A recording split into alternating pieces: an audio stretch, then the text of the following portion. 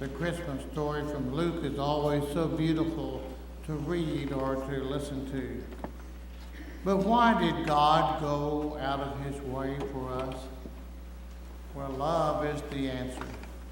One of the many things Christmas always makes me think about is forgiveness.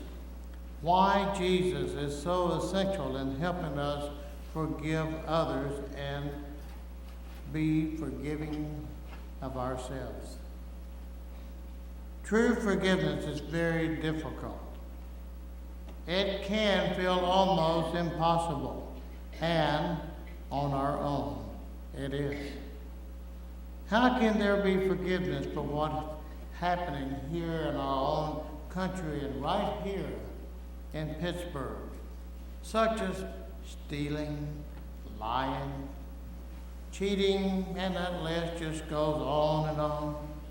How can there be forgiveness for many of the other things that are happening around the world, like terrorists, murders, abortion, and even the misuse of the earth's resources?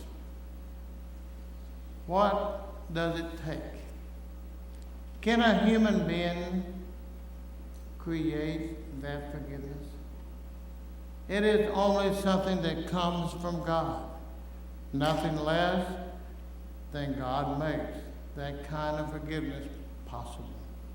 The extraordinary claim of Christianity, which would be ridiculous if it weren't true, is that this child who comes unnoticed, so hidden, is essential to forgiveness because he is God himself.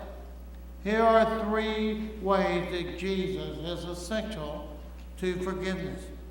First, he loves us and he is with us.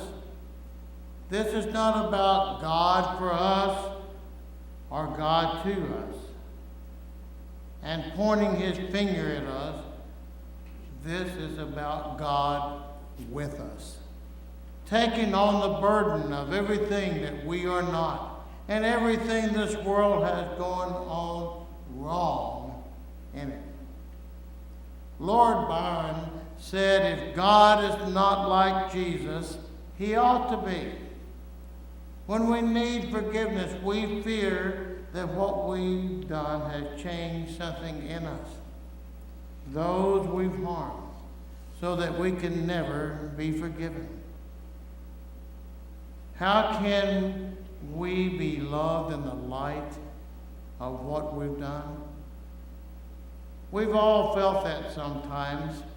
I'm not talking about when you say something stupid. I'm talking about those things many of us will have kept deeply to ourselves.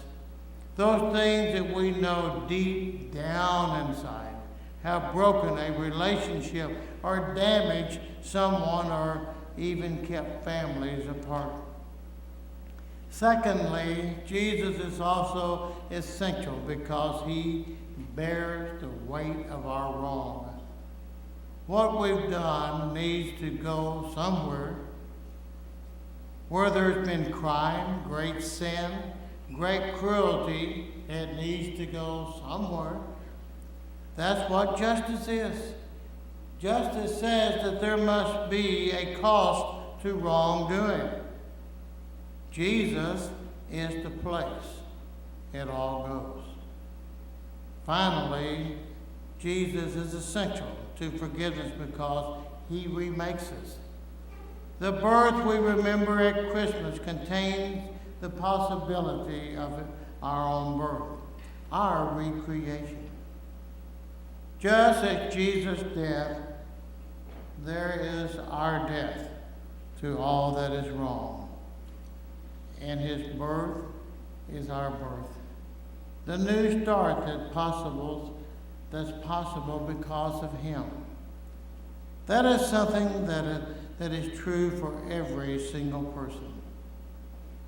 Today, my friend, this Christmas Day, 2016, my brothers and sisters in Christ, may you discover that new start, that new birth, this Christmas.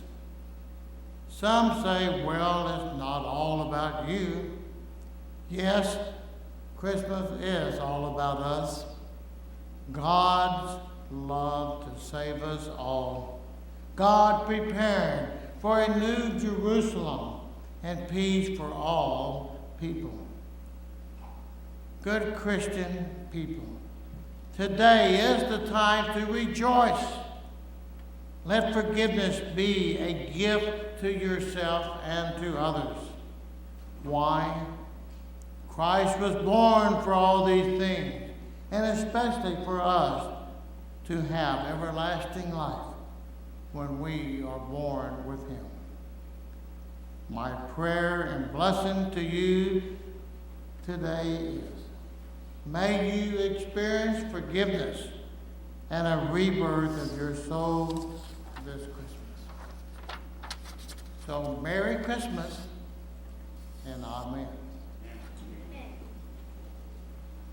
What a better way to close our service with a good old Wesley hymn, 240, Hark the Herald Angels Sing, as we stand and as we sing.